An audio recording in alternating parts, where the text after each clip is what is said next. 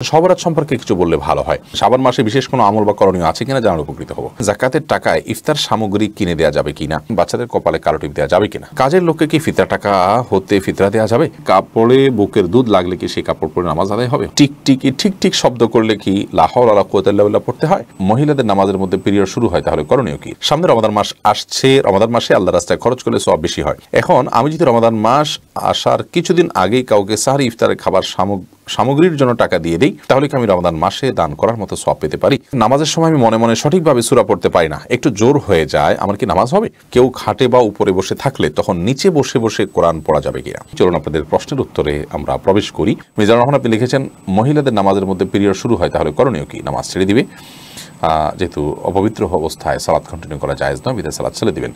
S M Selim Reza রাজ আপনি লিখেছেন, বাচ্চাদের কপালে কালো টিপ দেওয়া যাবে কিনা? সৌন্দর্যের জন্য দেওয়া যেতে পারে, কিন্তু বদনজর থেকে বাঁচা যাবে, এটা দিলে আর বদনজর লাগবে না, এই বিশ্বাস থেকে দেওয়াটা ভুল।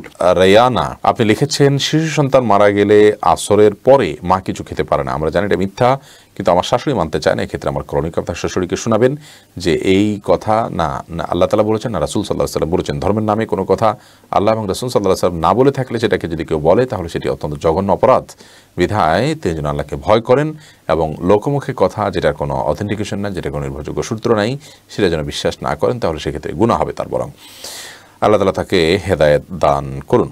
আতিয়া সুলতানা লাবণ্য আপনি লিখেছেন, নামাজের সময় আমি মনে মনে সঠিকভাবে সূরা পড়তে পারি না, একটু জোর হয়ে যায়, আমার কি নামাজ হবে? আপনি একাকী যখন থাকবেন, মেয়ে মানুষ বাড়িতে আপনি পড়ছেন, কোনো গান মানাম আপনার আবার শুনছে না, তাহলে সেক্ষেত্রে আপনি একটু জোর হয়ে যাচ্ছে, একটু মৃদু শব্দ হয়ে যাচ্ছে, তাতে কোনো অসুবিধা নেই, ইনশাআল্লাহ বিদিনা সালাত হয়ে যাবে। আর দিনের বেলাতে যাতে শব্দ না হয় সেদিকটা আপনি খেয়াল করতে হবে, পরপুরুষ থাকলে সেক্ষেত্রেও শব্দ যেন না হয় সেটা খেয়াল রাখতে হবে। নিজের ইচ্ছার বাইরে কখনো একটু হালকা একটু আওয়াজ হয়ে গেছে, সেটার কারণে আপনার সালাত হবে না, ব্যাপারটি সেরকম না, কিন্তু সাবধান থাকতে হবে। এরপরে আবিদা সুলতানা ঝুমুর আইডি থেকে আপনি লিখেছেন, কোনো মৃত ব্যক্তির দোষ বা তার কোনো খারাপ কাজের ব্যাপারে কথা বললে কি মৃত ব্যক্তির খবরে আযাব হতে পারে বা খবরে আযাব বেড়ে যায়? না, এরকম কোনো কথা নেই।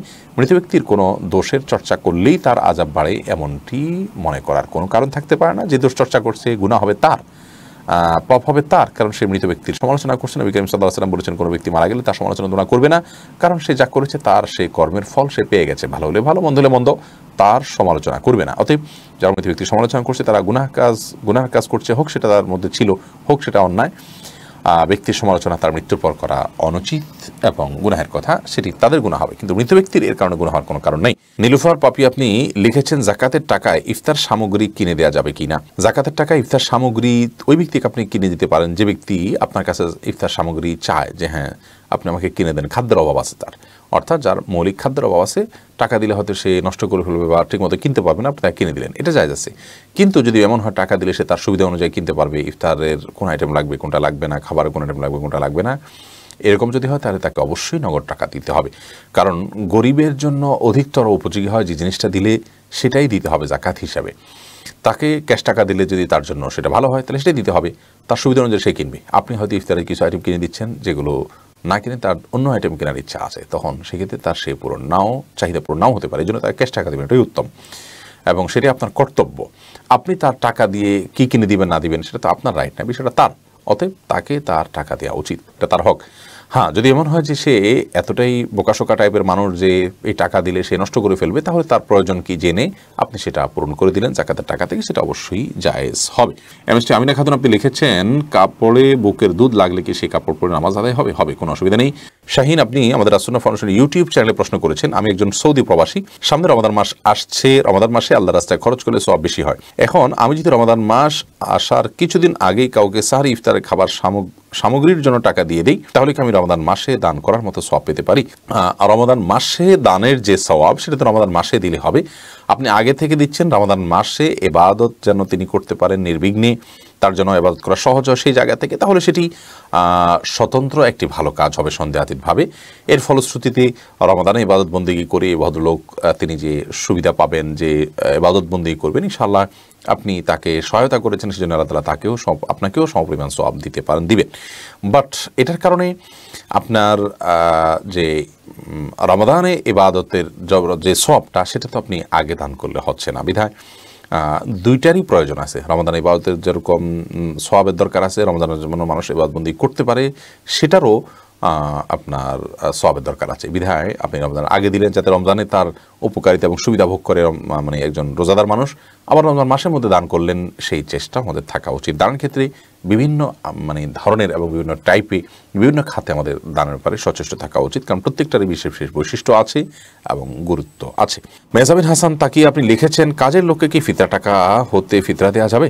যদি আপনি তার যে বেতন, তার যে প্রাপ্য, সেগুলো সবগুলো পুঙ্খানুপুঙ্খরূপে দিয়ে থাকেন, এরপর অতিরিক্ত হিসাবে আপনি ফিতরা টাকা তাকে দেন, তাহলে সেটি তার জন্য নেওয়া জায়েজ হবে, আপনার জন্য দেওয়া জায়েজ হবে। শর্ত হলো যে আপনি তাকে তার দেওয়ার ক্ষেত্রে তার যে পাওনা আছে, তার যে প্রাপ্য আছে, সেক্ষেত্রে কোনো প্রকার ত্রুটি করছেন না, কোনো প্রকার বিচ্যুতি করছেন না, সব ঠিকঠাক মতো দিয়ে দিচ্ছেন। এরকম যদি হয় তাহলে সেক্ষেত্রে আপনি তাকে অতিরিক্ত হিসাবে ফিতরা দিতে পারেন, যদি সেই ফিতরার হকদার হয়, গরিব হয়, জাকাতের হকদার হয়।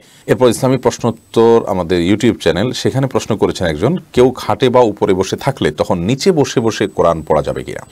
খাটে কেউ বসে আছেন, আপনি নিচে বসে বসে কোরআন কারীমের তেলাওয়াত করছেন, এটা যদি একেবারেই দৃষ্টিকটু লেভেলের হয়, ধরুন আপনি খাটের এক পাশে আছেন বসে, ঠিক তার নিচেই কোরআনটা আছে, তাহলে এটা দেখতেই আপনার কাছে মনে হয় যে কোরআনের প্রতি অসম্মান হচ্ছে, তো সেরকমটি করা উচিত নয়। আর যদি মনে হয় যে না, আপনি খাটের একেবারে অন্য প্রান্তে আছেন, তিনি নিচে আছেন বা তিনি একটু দূরে আছেন, বাহ্যত এটা কোরআনের প্রতি অবমাননাকর বা অপমানকর বা দৃষ্টিকটু টাইপের হচ্ছে না, তাহলে সেক্ষেত্রে সেটি আপনি করতে পারেন। মূল বিষয়টা হলো কোরআনের প্রতি সম্মান প্রদর্শন করতে হবে, অসম্মান যেন না হয় সেদিকটি খেয়াল রাখতে হবে। আল্লাহ তাআলা কোরআন কারীমে সূরা হাজর 32 নম্বর আয়াতে বলেছেন, ওয়া মান ইউআযযিম শাআইরাল্লাহ ফাইন্নাহা মিন তাকওয়াল কুলুব। আল্লাহর নিদর্শনগুলোকে যে ব্যক্তি সম্মান করবে, এটা তার অন্তরে যে তাকওয়া রয়েছে তার অন্যতম নিদর্শন হিসাবে, অন্যতম আলামত হিসাবে বিবেচিত হবে। বিধায় আপনি কোরআনে কারীম আল্লাহ তাআলার কালাম, সেই হিসাবে এটার প্রতি সম্মান প্রদর্শন হতে হবে, অসম্মান হয় এমন কোনো কাজ করা যাবে না। এজন্য একেবারে দৃষ্টিকটু টাইপের যদি হয় তাহলে সেক্ষেত্রে অবশ্যই সেটা অ্যাভয়েড করতে হবে বা করা উচিত। আমিনা সওদাগর আপনি লিখেছেন, শবরাত সম্পর্কে কিছু বললে ভালো হয়। বোন আমিনা, শবরাত সম্পর্কে এর আগে আমরা বিভিন্ন সময় বলেছি, খোলাসা কথা হলো লাইলাতুন নিসফে মিন শাবান এই নামটি হাদিস দ্বারা বর্ণিত। এই রাত মধ্য শাবান রজনীকে শবে বরাত বলাটা আমাদের সমাজের প্রচলন। হাদিসের ভাষ্য হলো মধ্য শাবানের রাত, আমরা সেইটা বললে অধিকতর ভালো হয়, কারণ হলো এর নামের কারণে আমাদের চিন্তা চেতনা অনেক ভুল বিষয় চলে আসে। মধ্য শাবান রজনী, এই রজনীর ফজিলত মোটা দাগে প্রমাণিত। যে হাদিসগুলো আছে, অনেকগুলো হাদিস, তার অনেক বেশিরভাগই দুর্বল হলেও সেগুলোর একটি অপরটিকে শক্তিশালী করে এবং কোনোটি গ্রহণযোগ্যতার লেভেল পর্যন্ত যায়। সবগুলো মিলিয়ে যে বিষয়টি সাবেত হয় তা হলো লাইলাতুন নিসফে মিন শাবান বা মধ্য শাবান রজনী রাতটি একটি ফজিলতপূর্ণ রাত। তবে ইসলামের যে ফজিলতপূর্ণ রাতগুলো আছে, যেমন লাইলাতুল কদরের কথা আমরা জানি, রমজানের শেষ দশকের বেজোড় রাতগুলোর কথা আমরা জানি, তন্মধ্যে এই লাইলাতুন নিসফে মিন শাবান বা মধ্য শাবান রজনী সেগুলোর তুলনায় অনেক সাধারণ রাত। আমরা যদি কম্পেয়ার করি তাহলে হাদিসে এবং কোরআনের ভাষ্যমতে লাইলাতুল কদর এবং রমজানের শেষ দশক এই রাতগুলো অনেক গুরুত্বপূর্ণ রাত। লাইলাতুন নিসফে মিন শাবান বা মধ্য শাবান রজনী এই রাতে আল্লাহ তাআলা সাধারণ ক্ষমা ঘোষণা করেন, মুশরিক এবং হিংসুক ছাড়া, এরকম বর্ণনা পাওয়া যায়। এবং এই ফজিলত পাওয়ার জন্য কেউ যদি আল্লাহর কাছে আগ্রহী হয়ে দোয়া করে, ইবাদত করে, বিশেষ করে নিজেকে শিরক এবং হিংসা থেকে পরিচ্ছন্ন রাখে, তাহলে সেটা তার জন্য সেটা করা যেতে পারে, সেটা জায়েজ আছে। বাট এই রাতে ভাগ্য নির্ধারণ করা হয় মর্মে যে সমস্ত বর্ণনা পাওয়া যায় সেগুলো বিশুদ্ধ মানদণ্ড উত্তীর্ণ নয়। কোরআন কারীম সূরা দুখানের 1-4 নম্বর আয়াতের দিকে তাকালে আমরা দেখি যে মূলত লাইলাতুল কদরে ভাগ্য নির্ধারণ করা হয়ে থাকে। যদিও এটা নিয়ে উলামায়ে কেরামের একাধিক মত আছে, কিন্তু অধিকতর গ্রহণযোগ্য এবং সরাসরি কোরআন আয়াতের অর্থের দিকে তাকালে বোঝা যায় যে আল্লাহ তাআলা যে রাতে কোরআন নাজিল করেছেন ওই রাতেই ভাগ্য নির্ধারণ করেন।